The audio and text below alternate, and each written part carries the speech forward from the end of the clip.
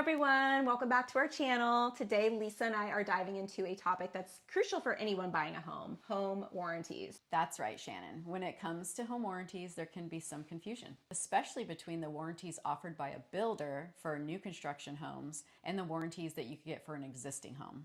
Yep, so let's break it down. When you buy a new construction home, you typically get a builder's warranty, and this warranty usually covers structural defects, major systems like plumbing, electrical, and HVAC for a certain period of time. It's often a year. That's correct. And it's important to note that this warranty is provided by the builder themselves. So it's their responsibility to address any issues that arise during the warranty period. Exactly. So let's talk about home warranties for existing homes. These are usually purchased separately by the buyer, and they cover things like appliances, heating and cooling systems, and other home components that may not be covered by a standard homeowner's insurance policy. Right. And unlike a builder's warranty, which is temporary and covers a specific time frame for a limited time, a home warranty for an existing home can provide ongoing coverage for multiple systems and appliances, often for a year or longer.